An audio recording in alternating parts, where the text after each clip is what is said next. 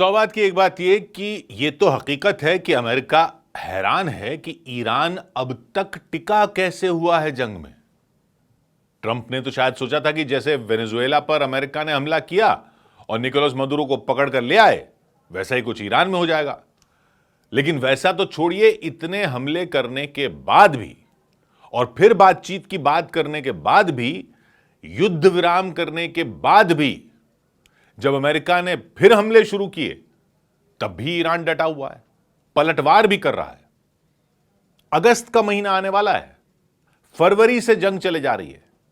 यही अपने आप में अमेरिका के सुपर पावर होने के तमगे को चुनौती है कि अगस्त आ रहा है। फरवरी में ही जब अमेरिका और इजराइल ने मिलकर ईरान पर हवाई हमले शुरू किए थे, तो ईरान के supreme leader Ayatollah Ali Khamenei और उनके परिवार के कुछ सदस्यों को तो तभी मार दिया था। तो अब तक ईरान कैसे लड़े जा रहा है?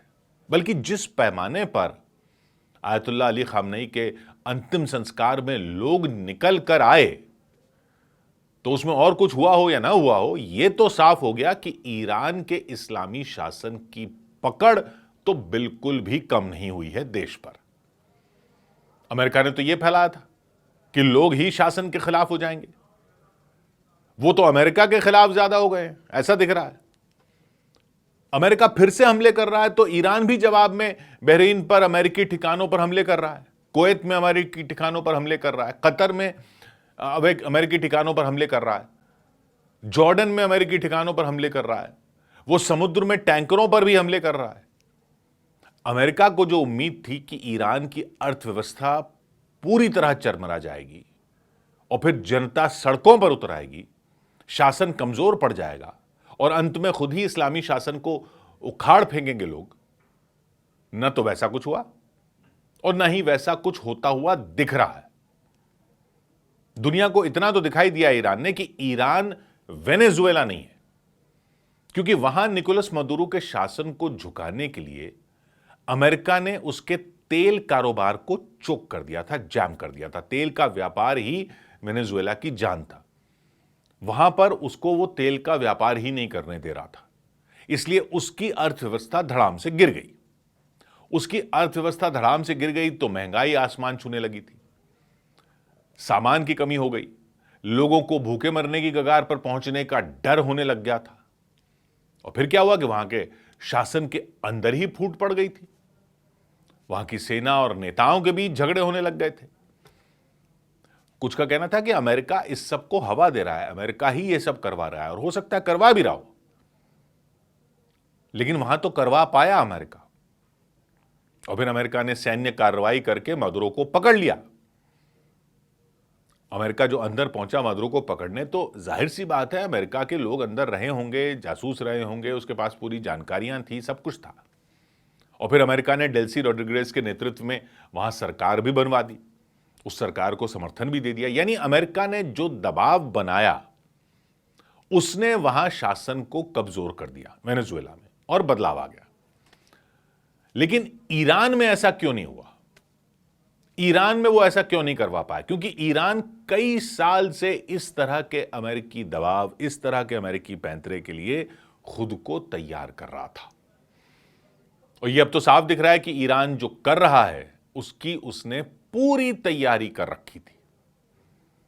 IRGC के नाम पर आयतुल्ला शासन ने जो पैरेलल सरकार, पैरेलल सेना बना रखी थी, एक असली सरकार, एक अलग सरकार, एक सेना, एक IRGC सेना, वो इसी दिन के लिए ये सब बना के रखा था। इस्लाम के नाम पर जो संस्थाएं खड़ी कर रखी थी, वो इसी दिन के लिए खड़ी कर रखी थी।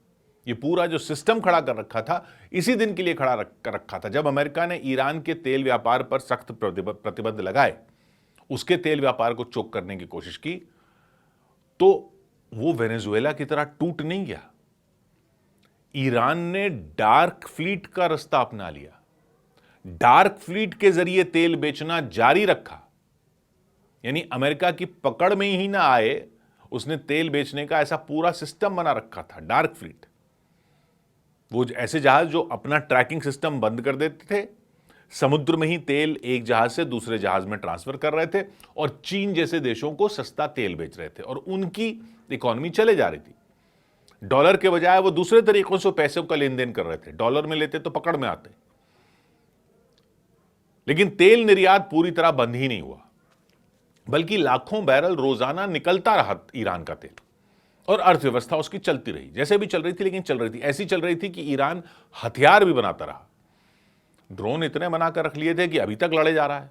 मिसाइल इतनी बनाकर रख ली थी कि अभी तक लड़े जा रहा है। और सरकार और सेना का ये डबल सिस्टम खड़ा कर लिया था, तेल की कमाई से कर लिया था। एक तरफ नियमित सेना है, दूसरी तरफ IRGC की सेना है। दबाव पड़ने पर दोनों एक साथ काम करते हैं। मसूद पेजेश्कियान की सरकार जो है, सरकार का प्रशासन जो है, और जो आयतुल्ला शासन है, मिलकर एक साथ काम कर रहे हैं।